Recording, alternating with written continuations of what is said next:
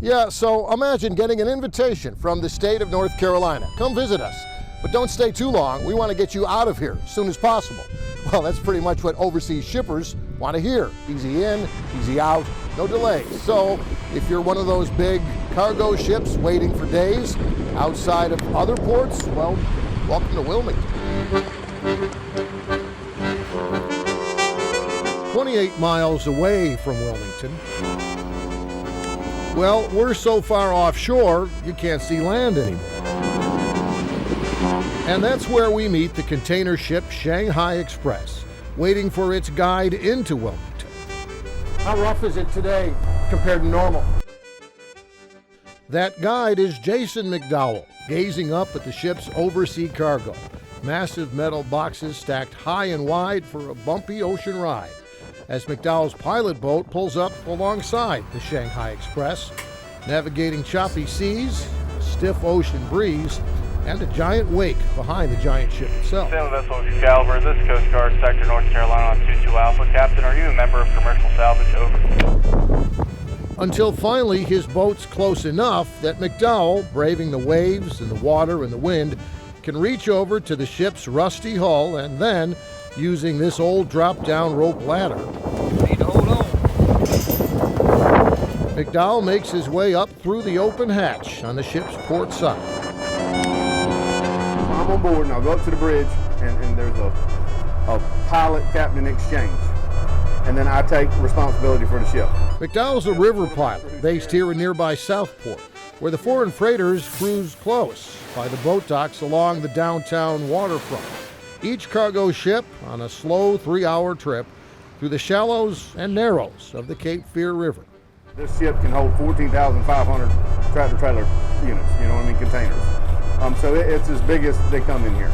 But not until McDowell makes sure the winds are calm enough. If you have a strong wind on the beam, it's really, really hard to offset. And the water's deep enough. Once you start in, there's no turning around. You're committed to 28 miles.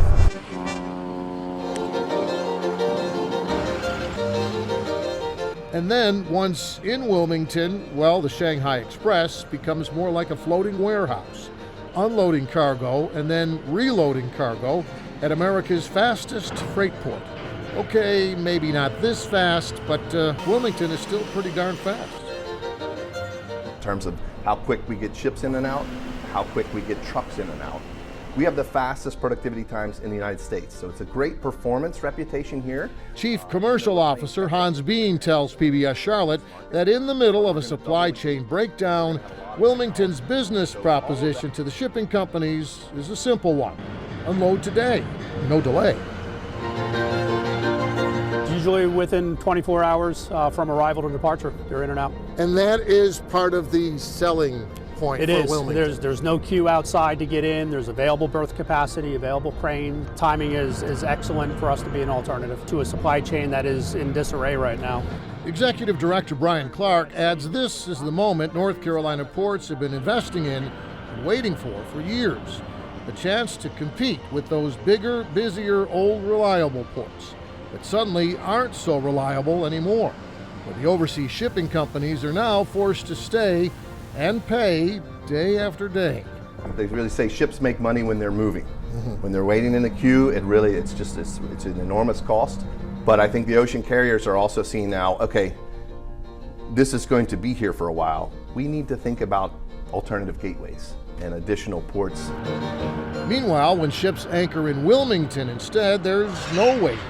Trucks known as yard hustlers line up alongside the Shanghai Express as the state-owned cranes stretch across the ship's wide deck and into its deep cargo hold. Those tractor-trailer-sized containers plucked out and then trucked out one by one, load after load, hitting the road every 90 seconds or so. We don't have any congestion, and I think typically we're getting truckers in and out of here 20 or 30 minutes, and that's unheard of in the industry. What are they offloading here in Wilmington? It could be anything from tools, hardware, auto parts, consumer goods. It could be apparel. You must shake your head and say, we've got berths, we've got truckers ready to go, and when you see these other ports that are stacked up. There's been a lot of discussions with carriers and cargo interests based on the availability that we do have.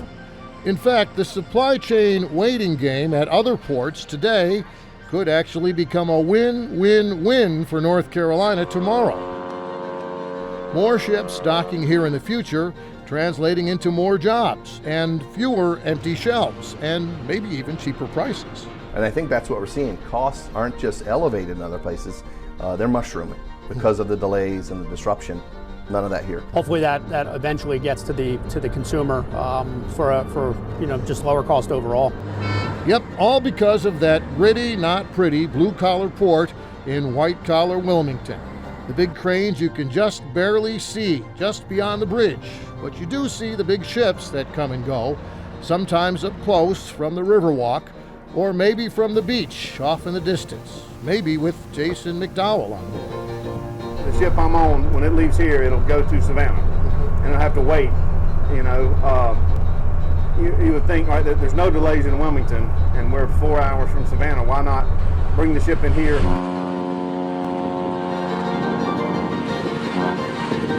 So when will we see more of those big cargo ships making more trips to Wilmington, like the Shanghai Express already does? Well, the Port of Wilmington telling those overseas shippers, if you want to avoid supply chain strain, if you don't like waiting outside of other ports, well, Wilmington is waiting too for them and their shipping business right now. We hope you enjoyed the story. If you don't want to miss any more great stories about the Charlotte region, please subscribe to our YouTube channel.